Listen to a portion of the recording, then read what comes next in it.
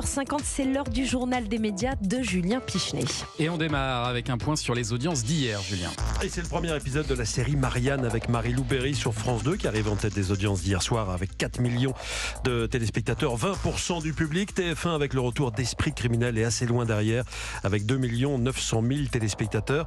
Thomas, il faut savoir aussi que Plus belle la vie à 13h40 sur TF1 a frôlé les 3 millions de téléspectateurs. Sur France 2, Faustine Bollert est 3e à cette heure-ci. Derrière donc TF1 et derrière la météo à la carte sur France 3. Et puis les audiences radio sont tombées ce matin. Merci d'être de plus en plus nombreux à écouter Europe 1. Vous êtes plus de 2 244 000 à nous écouter chaque jour, ce qui fait une hausse de 12% sur un an. Et concernant Culture Média, nous sommes 87 000 de plus par rapport à la rentrée de septembre. Merci. 107 000 de plus. Merci beaucoup à tous. Merci beaucoup. Et puis dans l'actualité des médias, ce matin, on a des nouvelles de cette journaliste présentatrice de la radio privée RCI en Guadeloupe. Elle avait été écartée de l'antenne il y a un mois après une interview de Jordan Bardella. Sa direction avait critiqué le fond de l'interview comme sa forme et avait accusé Barbara Olivier Zandronis, c'est son nom, d'avoir fait une interview militante. Voici comment l'échange s'était terminé. Écoutez. Vous faisez encore partie de votre parti, vous avez de une carte rejoindre dans l'équipe d'Éric Zermomax. Je peux poser la question. Vous avez votre carte dans quel parti Je vous pose politique, juste madame la question, Jordan Non, Bardella. vous ne posez pas des questions, vous m'agressez depuis à peu près Je vous 9 pose minutes juste une question. en faisant les questions et les En réponses.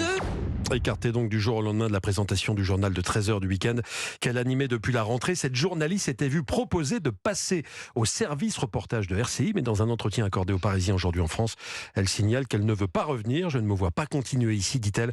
Sa direction de son côté se défend d'avoir pris une décision politique en l'écartant. C'était selon elle une décision purement journalistique. Et puis après Master Crime et Panda, TF1 lance ce soir sa nouvelle mini-série policière. Elle s'appelle Rivière perdue. Tout commence sur une route sinueuse des Pyrénées. Une voiture tombe dans le fossé, le conducteur trouve la mort, mais pas sa passagère, une adolescente qui avait disparu 5 ans plus tôt. Bizarre. Ils ont retrouvé ta fille. C'est ta fille, c'est Anna. Lucie Pérez était dans la voiture ? On sait pas encore. Ça fait 5 ans qu'on attend. On va pas la retrouver, c'est ça? On y travaille, monsieur. Le capitaine Alix Berg et le commandant Balthus vont mener l'enquête. Je vous propose d'écouter le réalisateur Jean-Christophe Delpia qui nous présente son œuvre.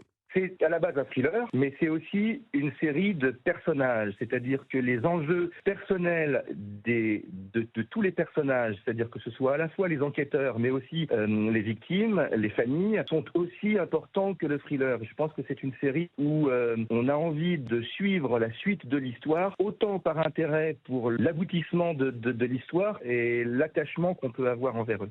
On s'intéresse autant à l'histoire qu'aux personnages d'après le réalisateur. On verra si les téléspectateurs fidèles de la case polar du jeudi soir sur TF1 vont accrocher. On rappelle qu'avec Master Crime, avec Panda, on était sur une moyenne assez haute d'environ 4,5 millions avec des pointes certains jeudis soirs à 5,5 millions. Et puis on passe au dessert maintenant avec la 3e saison du meilleur pâtissier célébrité qui commence ce soir sur Gulli. Norbert et Mercotte vont recevoir sous leur tente 18 célébrités, parmi elles Juju Fitcat, Sylvie Tellier, Amandine Petit, Séverine Ferrer, Jérôme Anthony ou encore Vincent Dezania. Qui a dit que c'était toujours pareil dans cette émission? On part cette année sur des groupes de 3 au lieu de 4 et cette fois, il n'y aura pas de recette écrite. En fait, Norbert va venir montrer l'exemple aux célébrités, on le regarde et on doit ensuite tenter de reproduire sa recette. Alors vous allez me dire que quand ce sont des célébrités, chef Mercotte est plus indulgente et les exercices sont peut-être moins difficiles. Oui et non, selon elle. C'est quand même un divertissement. On est là pour rire, sourire, leur expliquer un petit peu, d'une manière un petit peu folklorique, certains termes qu'ils ne connaissent pas. On est là aussi pour les aider, bien sûr. Et il y en a qui réussissent très bien, mine de rien. À la fin, Norbert, certes, il cuisine et il pâtisse devant eux, mais à la fin, aux surprises, on met un rideau, ils voient plus rien, ils doivent se débrouiller. En ce mois de janvier, on limite le sucre après les fêtes, Thomas. On fait attention. Ce soir, on essaye. Ce soir, pour la première de cette 3e saison, on partira par exemple sur un biscuit au chocolat sans beurre. Sans beurre. C'est pas mal ça.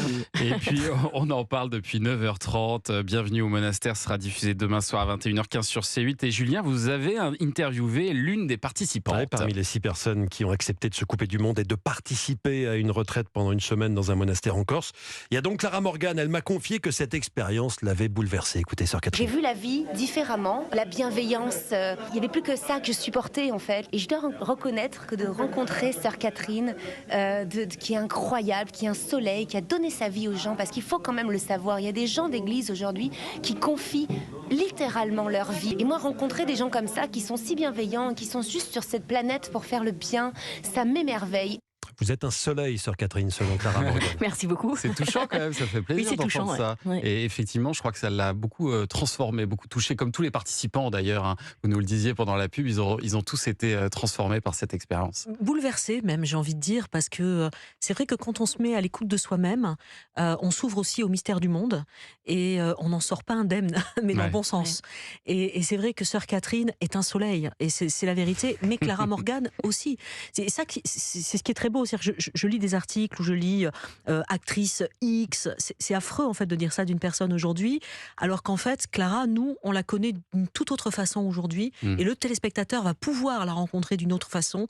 On va s'apercevoir qu'elle a du caractère, qu'elle est drôle, qu'elle est bienveillante, elle est vivante, elle est pleine de cœur. Moi, ce qui m'a bouleversée chez Clara, c'est que c'est une belle âme, une grande âme. C'est une fille qui a plein d'amour et quelque part, ce temps qu'on a eu ensemble, où grâce à elle, hein, le silence était parfois rompu, parce que malgré son grand désir de rester en silence, elle avait bien envie de parler avec Paul. Vous êtes resté en contact avec certains participants ? Oui, bien sûr. Et je dirais que en fait, ce temps qu'on a vécu ensemble, cette semaine qui a été une semaine très forte, elle est adressée à tous en fait. L'amour, il est pour tous. L'infini, il est pour tous. L'intériorité, elle est pour tous. Et donc, n'hésitez pas à faire ce pas. De lâcher un peu vos écrans, vos téléphones, lâcher cette société qui parfois nous ramène du mauvais, du négatif, pour aller vers l'infini. Lâchez tout, mais pas les radios, hein, tout de même. Bien sûr. Oh non, pas Europe 1, en tout cas, pas Europe 1. Sinon, on va perdre le quota. Merci de ce beau message. En tout cas, ce matin, sœur Catherine, merci Marielle de Vera d'être venue et bienvenue au monastère. C'est donc demain soir sur C8.